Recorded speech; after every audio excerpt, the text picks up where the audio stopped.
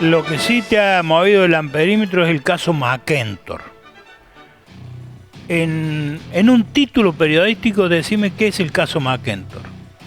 Un crimen de lesa humanidad, como AMIA, como Embajada de Israel, como Nisman. ¿En qué época? En realidad tiene varias épocas, porque lo inicia Menéndez, el genocida Menéndez, en el año 77, cuando interviene militarmente la empresa y secuestra a todo su directorio, una empresa privada. De Córdoba. De Córdoba, que era la más importante en materia vial, hidrovial que tenía el interior del país. La interviene militarmente, después aparecen los cómplices judiciales que tenía Menéndez, que nunca aparecieron públicamente, pero que es bueno nombrarlos. Un juez llamado Zamboni Ledesma, que era el brazo judicial armado de Menéndez, que le da un viso de legalidad a lo que había hecho Menéndez. Nosotros hace un tiempo presentamos un informe que lo caratulamos. Córdoba tiene su propio caso papel prensa.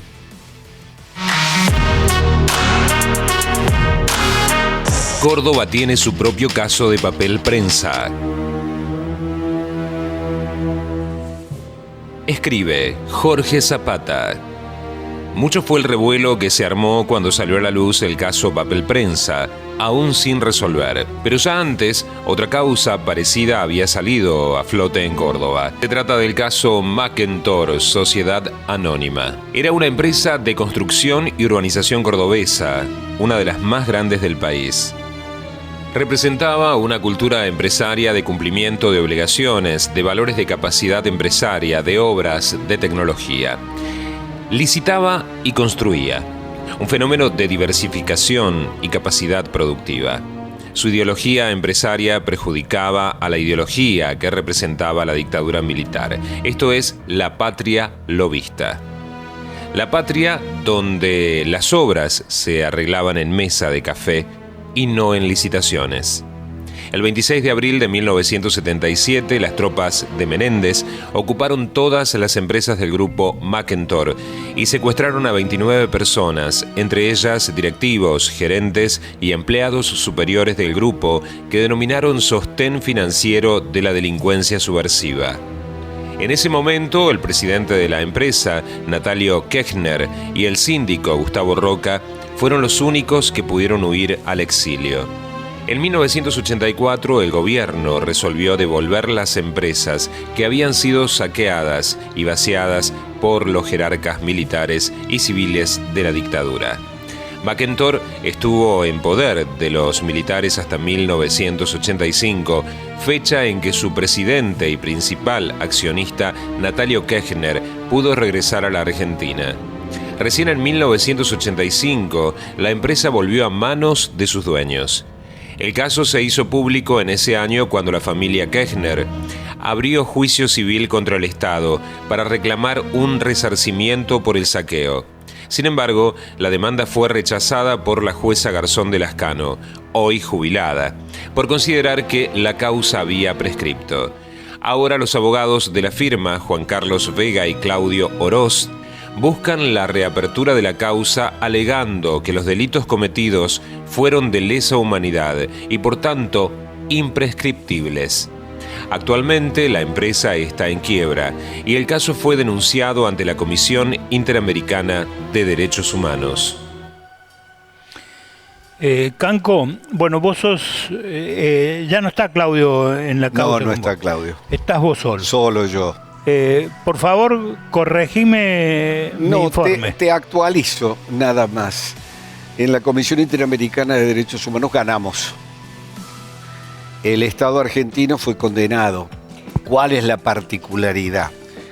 Que el Estado argentino fue condenado no por los hechos de Menéndez y Zamboni Ledesma, sino por los actos judiciales de los jueces federales de Córdoba de la democracia, que sistemáticamente desde el año 86 al 2016 le rechazaron a las víctimas de McEntor todos sus derechos. Eso no lo digo yo, lo dice la Comisión Interamericana. A tal punto que la Cámara Federal de Casación este año decidió apartar a los jueces federales de la mega causa de la Perla, la famosa mega causa de la Perla, apartarlos por falta de imparcialidad. Y cuando vos apartás un juez federal, estás haciendo algo muy grave. Nosotros, por supuesto, las víctimas los hemos denunciado a los jueces federales de Córdoba, de la democracia, no a Sambori Ledesma, ante el Consejo de la Magistratura. Pero como el Consejo de la Magistratura es parte del problema de lo que habíamos hablado antes, porque el Consejo de la Magistratura, que teóricamente debería juzgar la conducta de los jueces, nunca lo hace. Lo mismo pasa con el jury de enjuiciamiento en Córdoba. Entonces, lo nuevo es que hemos ganado. Argentina está condenada no solo por lo que hizo Menéndez y Sambori Ledesma, sino por lo que hicieron los jueces federales de Córdoba, que ocultaron y silenciaron todo lo que hizo Menéndez y Sambori Ledesma. ¿Quién vino después de Sambori Ledesma? La primera fue la jueza Garzón de Lascano, como dice el informe. Sí. Después vinieron los jueces de la mega causa de la Perla, Jaime Díaz Gavié, Fabián Falcucci y Quiroga Uriburu, que le rechazaron, declararon que era un crimen de lesa humanidad.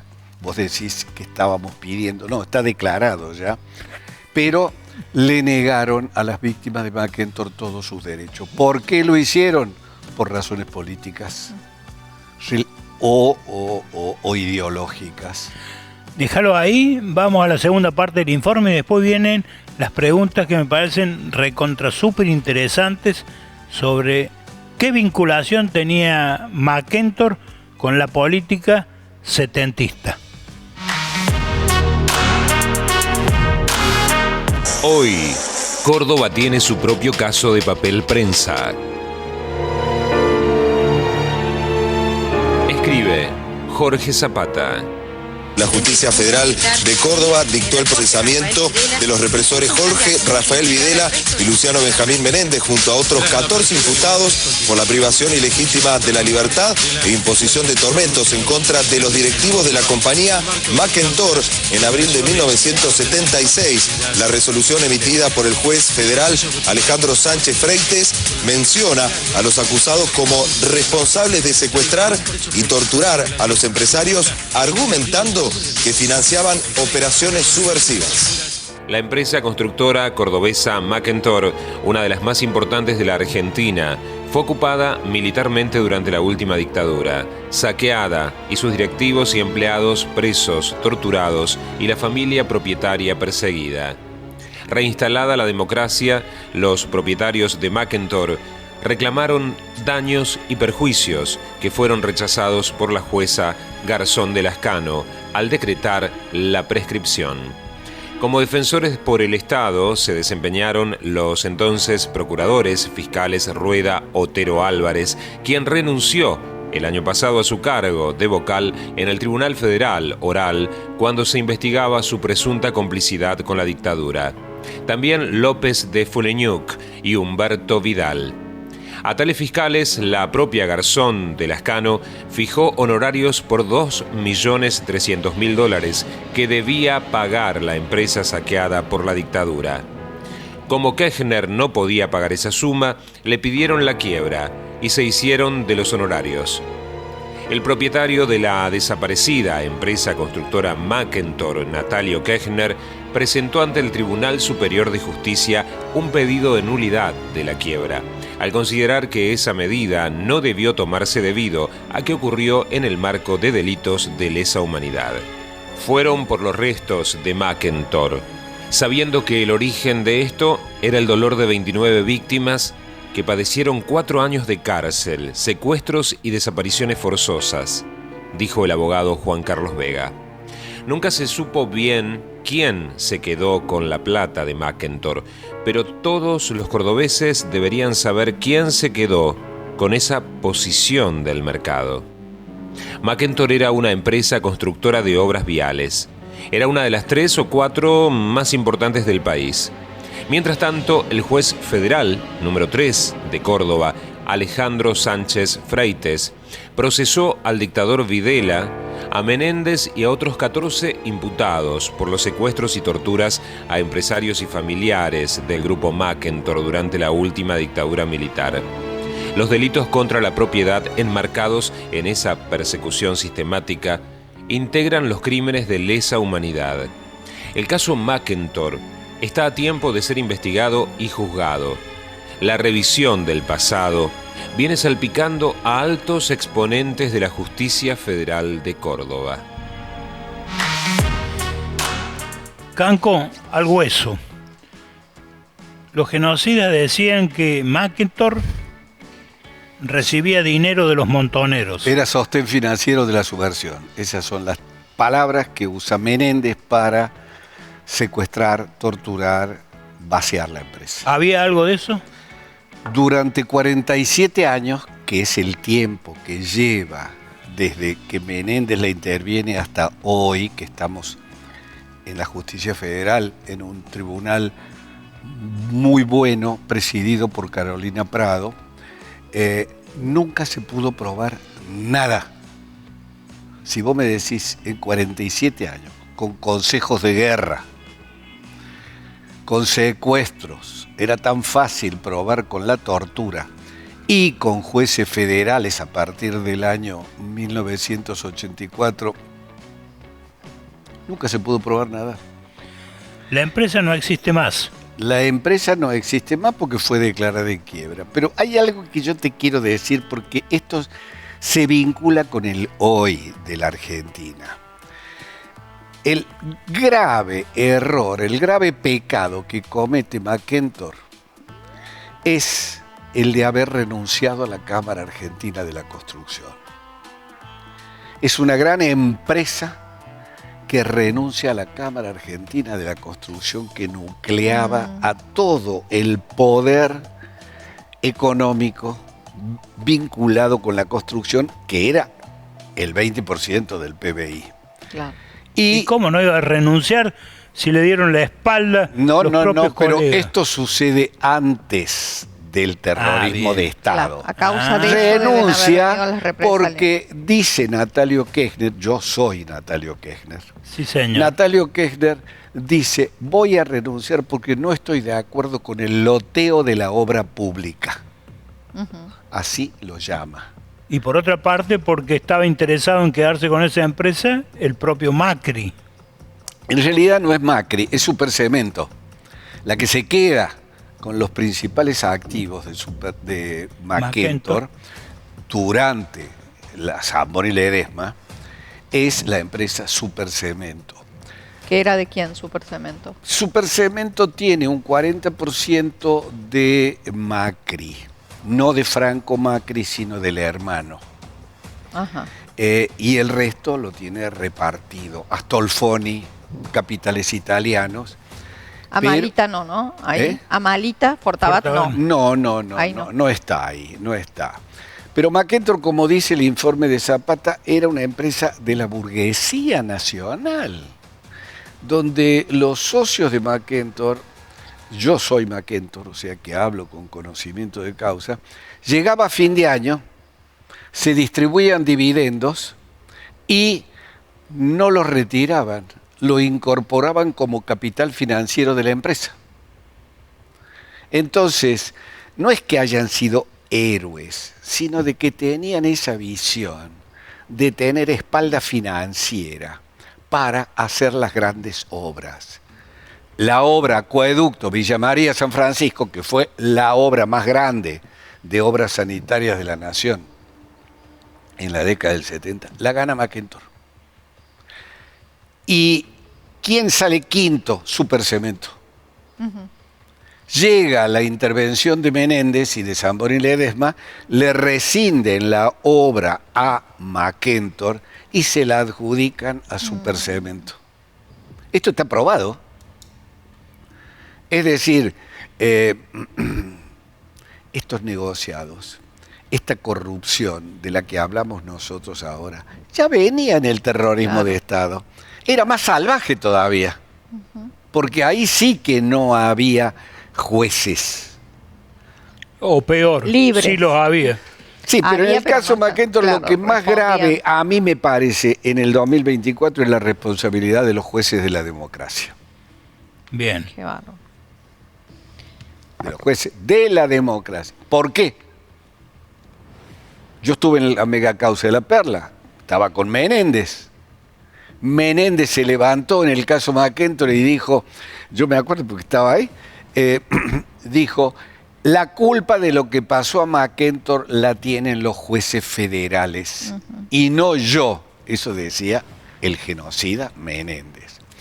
Y tenía bastante razón. Más allá de que es un genocida y que tiene los dedos manchados de sangre, pero los jueces. Entonces vos te encontrás con el tema de hoy, debilidad de la justicia argentina para juzgar los delitos del poder.